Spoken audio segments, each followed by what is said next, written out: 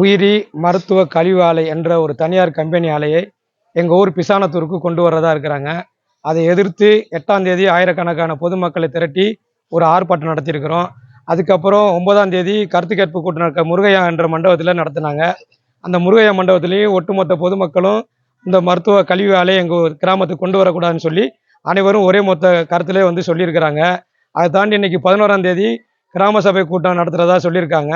அந்த கிராம சபை கூட்டத்துக்கு பொதுமக்கள் அனைவரும் இந்த கம்பெனி இங்கே வரக்கூடாது அப்படின்னு சொல்லி எங்களுக்கு தீர்மானம் ஏற்றி கொடுங்கன்னு சொல்லி கேட்குறாங்க. ஏற்கனவே தீர்மானம் ஏற்றி இருக்கிறத ரத்து பண்ண சொல்லி கேட்குறாங்க. அதுக்கு முடியாது, நாங்கள் மாவட்ட ஆட்சியர்கிட்ட கேட்டு சொல்கிறோம் அப்படின்னு சொல்லிட்டு வெயிட் பண்ணிட்டு இருக்கிறாங்க. அப்படி இந்த ஆலையை ரத்து பண்ணலை, இந்த தீர்மானத்தை இன்னைக்கு ஏற்றலை அப்படின்னு சொன்னால் நாங்கள் பொதுமக்கள் அனைவரும் காத்திருப்பு போராட்டம் நடத்துறதாகவும் அல்லது சாலை மறியல் பண்ணுறதாகவும் முடிவு பண்ணிட்டு இருக்கோம். இந்த ஆலை வர்றதுனால என்னன்னு கேட்டீங்கன்னா, குடிநீர் பூரா கெட்டு போயிடுது. காற்று மூலியமாகவும் பொதுமக்களுக்கு புற்றுநோய், கேன்சர், கிட்னி பாதிக்குது. இது போன்ற ஒரு அபாயகரமான ஒரு சூழல் இருக்குது. ஆடு மாடுகளும் இதனால பாதிக்கப்படுது. கண்ணுக்குட்டி போட்டதுன்னா 2 தலை அல்லது 3 கால். அதே மாதிரி உயிரினங்களில் மனிதர்களுக்கும் அதுபோல குழந்தைகள் ஊனமுற்ற குழந்தைகளாக பிறக்கக்கூடிய வாய்ப்பு இருக்குது.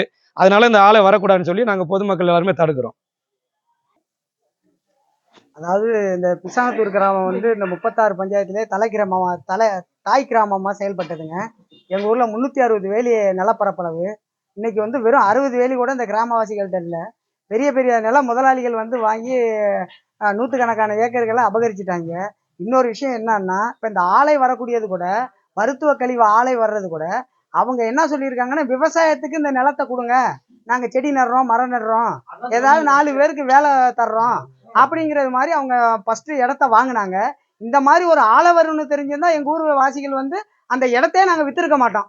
இதை மீறியும் அவங்க இந்த மாதிரி வாங்கி இப்போ ஒரு ஆலைக்கு எங்கள்கிட்ட எங்கள் பஞ்சாயத்து போர்டில் அதாவதுங்க, இங்கே சாதாரணமாக ஒரு மாத்திரை தயாரிக்கிறது, ஒரு நீடில் ஒரு சுத்தப்படுத்துறது, மறுசுழற்சிக்கு அனுப்புறது அப்படின்னு எங்கள் பஞ்சாயத்து போர்டில் உள்ளவங்களை ஏமாற்றி அவங்களுக்கு இதான சில வகையான இதுகளை கொடுத்து பணங்களை கொடுத்து ஏமாற்றி வாங்கிட்டாங்க. இந்த ஆலை உரிமையாளர் தான் கருணாங்கிறவர். இப்போ அதில் பார்த்தீங்கன்னா, இப்போ நான் ஒரு நம்பரை கையெழுத்து போடல, இருந்தாலும் இந்த ஆலை அமைக்கக்கூடிய இடம் பார்த்தீங்கன்னா எங்கள் கிராமத்துலேருந்து ஒரு 300 மீட்டர் 250 மீட்டருக்குள்ளே இருக்குது. அந்த ஆலையை சுற்றி ஒரு பிளாட் போட்டு சிசிடி அப்ரூவ்டு வாங்கின பிளாட் இருக்குது. அதுக்கு எதிர்ப்புறம் பார்த்தீங்கன்னா ஒரு வீடு இருக்குது.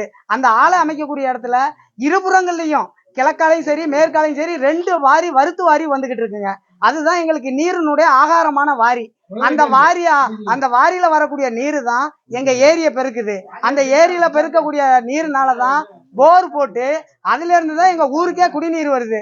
இதை மீறி எங்க ஊர்ல இருந்து தான் கந்தரக்கோட்டைக்கு வாட்டர் சப்ளை ஆகிட்டு இருக்கு. இந்த மாதிரி இருக்கும்போது இந்த ஆலை வருவதனால எங்களுக்கு அதாவது தாவரங்களும் பாதிக்கப்படும், அதை மேயக்கூடிய விலங்கினமும் பாதிக்கப்படும், அந்த விளையக்கூடிய தானியங்களை சாப்பிட்ற நாங்களும் பாதிக்கப்படுவோம். நிறைய பேருக்கு எண்ணிலடங்கா வியாதிகள் வர ஆரம்பிக்கும். ஒன்னா பட்டியலிட்டு சொல்ல முடியாது. ஒரு உயிரினம் இருக்குன்னா அந்த உயிரினத்துக்கு எந்த வகையிலையும் எல்லா வகையிலுமே தீங்க விளைவிக்கக்கூடியது இந்த ஆலை.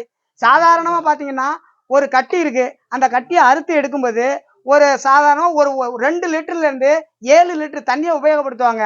அந்த கட்டியை எடுத்துட்டு அவங்க சுத்திகரிச்சு எரியூட்டப்பட்டு அதை டிஸ்போஸ் பண்ணிடுறாங்க சாம்பலா.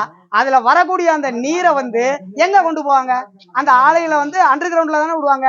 அண்டர் கிரவுண்ட்ல விட்டா அது எங்க போவோம்?